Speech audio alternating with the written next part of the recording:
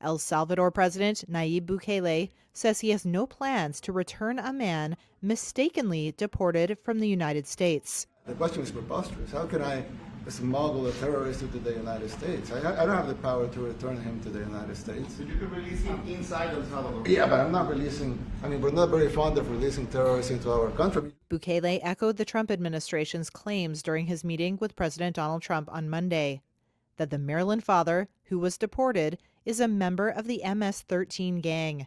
Kilmar Abrego Garcia, a Salvadorian with a U.S. work permit, was sent to El Salvador on March 15th despite an order protecting him from deportation.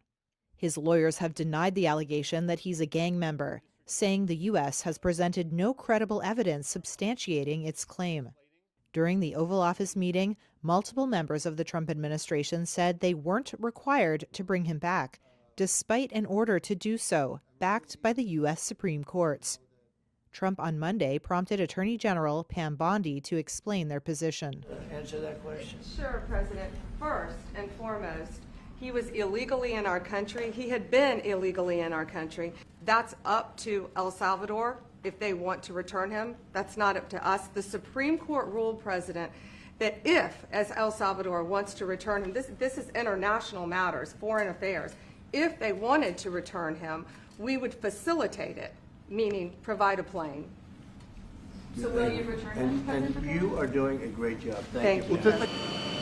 The Trump administration has deported hundreds of people, mostly Venezuelans, to El Salvador under the 1798 Alien Enemies Act. The migrants El Salvador accepts from the U.S. are housed in a high-security mega prison known as the Terrorism Confinement Center. Critics say the prison engages in human rights abuses and that Bukele's crackdown on gangs has swept up many innocent people without due process. And I just asked the president, it's this massive complex that he built, jail complex. I said, can you build some more of them, please? Trump said he would send as many people living in the U.S. illegally to El Salvador as possible and help Bukele to build new prisons.